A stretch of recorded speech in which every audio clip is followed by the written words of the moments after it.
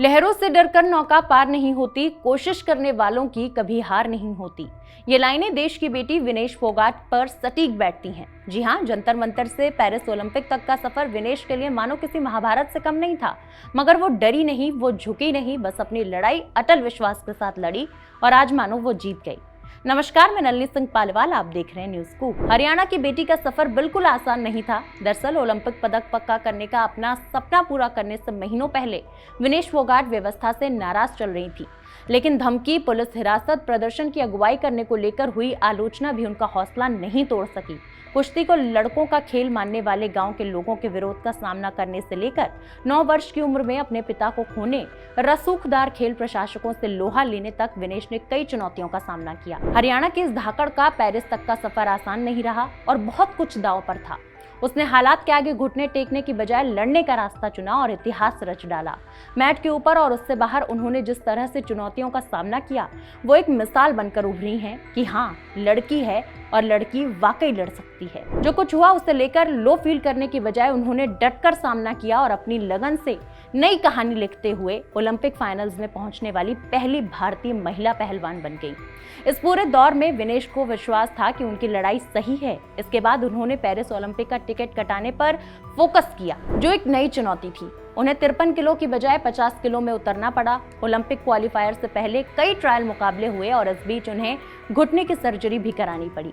29 साल की भारत की star wrestler Vinesh Phogat Olympic के फाइनल में पहुंचने वाली पहली भारतीय महिला बनी। मंगलवार को फोगाट ने 50 किलोग्राम के सेमीफाइनल्स में यूसनेलिस गुजमैन लोपेज को 5-0 से चित कर दिया।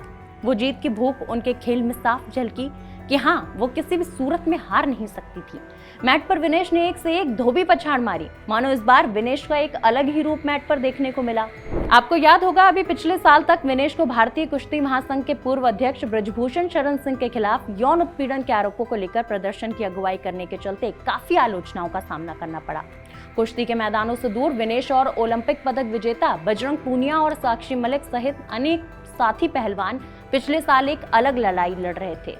भारतीय कुश्ती महासंघ यानी कि WFI के प्रमुख बृजभूषण शरण सिंह की गिरफ्तारी की वो लगातार मांग कर रहे थे।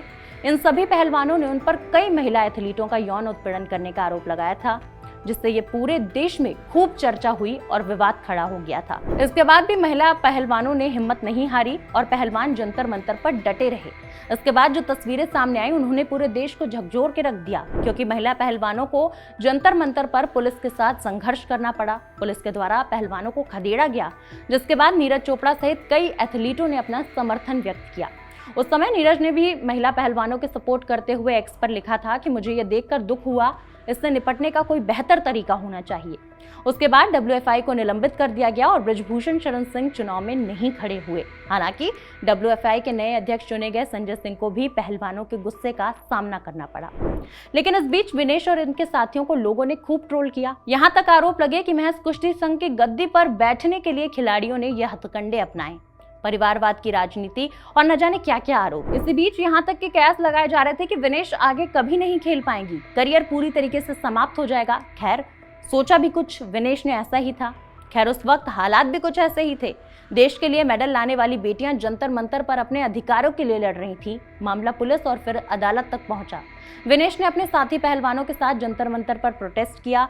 विनेश को देश और विदेश से खूब समर्थन मिला, तो वहीं उन्हें भारी आलोचना का भी सामना करना पड़ा। आर पार की इस लड़ाई में आलोचकों ने विनेश का बोरिया बिस्तर मानो बांध ही दिया था कि कुछ दिन बाद 30 साल की होने जा रही विनेश पीछे हटने वालों में से नहीं थी। फरवरी 2024 में विनेश फोगाट ने कुश्ती के मैदान पर वापसी की और 55 किलोग्राम वर्ग में राष्ट्रीय चैंपियनशिप जीती। इसके बाद अंतिम पंघाल के 53 किलोग्राम वर्ग में क्वालिफाई करने के बाद विनेश ने अपना वजन 3 किलोग्राम घटाया और 50 किलोग्राम में प्रतिस्पर्धा की।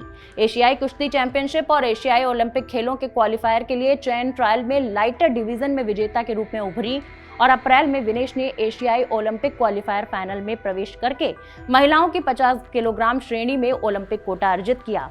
चुनौतियों की शुरुआत ट्रायल से ही हो गई, जब उन्हें अधिकारियों को राजी करना पड़ा कि उन्हें 2 भार वर्गों में उतरने दिया जाए और फिर 50 किलो में उनका चयन हुआ। इस बीच ये अफवाह भी फैली कि उन्होंने डोप टेस्ट से बचने की कोशिश की। पेरिस में पहले दौर का मुकाबला मौजूदा चैंपियन से था, लेकिन यूई सुसाकी के रसूख से डरे बिना विनेश ने उन्हें करियर की पहली हार की ओर धकेला। जी हाँ, यूई सुसाकी अपने करियर में आज तक कभी नहीं हारी, मगर भारत की बेटी ने इस बार उन्हें धूल चटा दी। इसके बाद यूक्रेन की ओक्साना लिवाच को हराया और सेमीफाइनल्स में जीत दर्ज करके उन्होंने फाइनल में अपनी जगह बना ली। लेकिन जहां सभी भारतीयों की नजरें विनेश पर टिकी हुई थी, पूरा देश गोल्ड की उम्मीद लगाए बैठा था, वहीं एक निराश करने वाली खबर सामने आई। दरअसल भारतीय पहलवान विनेश फोगाट, जिन्होंने पेरिस ओलंपिक के फाइनल के लिए क्वालिफाई किया था, अब उन्हें ज्यादा वजन पाए जाने के चलते प्रतियोगिता से अयोग्य घोषित कर दिया गया, यानी कि डिस्क्वालीफाई कर दिया गया। रिपोर्ट्स के मुताबिक पहलवान का वजन लगभग 150 ग्राम ज्यादा था, जबकि प्रतियोगिता के नियमों के अनुसार फोगाट सिल्वर मेडल के लिए एलिजिबल नहीं होंगी, क्योंकि 50 किलोग्राम वर्ग में केवल गोल्ड और ब्रोंज मेडल विजेता ही भाग लेंगे। यानी कि अब विनेश फोगाट भारत की तरफ से गोल्ड मेडल के लिए नहीं खेल पाएंगी। इस खबर के सामने आने के बाद खुद प्रधानमंत्री मोदी ने ट्वीट कर विनेश का हौसला अफजाई की। साथ ही योगी आदित्यनाथ, अखिलेश यादव ने भी ट्वीट किया। वहीं भारतीय जनता पार्टी के नेता ब्रजभूषण शरण सिंह के बेटे और कैसरगंज से सांसद करण भूषण सिंह ने भी प्रतिक्रिया दी और कहा कि ये देश के लिए नुकसान है, फेडरेशन इस पर विचार करेगा और देखेगा कि क्या किया जा सकता है। वहीं पंजाब के मुख्यमंत्री भगवंत मान हरियाणा के चरखी दादरी में विनेश फोगाट के घर पहुंचे और उनके परिवार वालों से मुलाकात की। विनेश फोगाट के ओलंपिक में अयोग्य घोषित होने के बाद मान ने फोगाट के परिवार से मुलाकात की।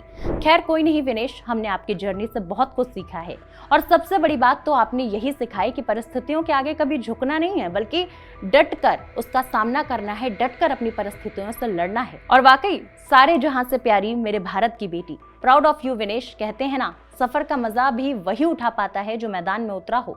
दोस्तों, इस जर्नी को देखकर कुछ लाइनें याद आ गईं। खुद ही को कर बुलंद इतना कि हर तकदीर से पहले खुदा बंदे से खुद पूछे कि बता बंदे आखिर तेरी रजा क्या है। वीडियो पसंद आई तो लाइक करके सब्सक्राइब करना ना भूलें, साथ ही कमेंट सेक्शन में अपनी राय जरूर दें।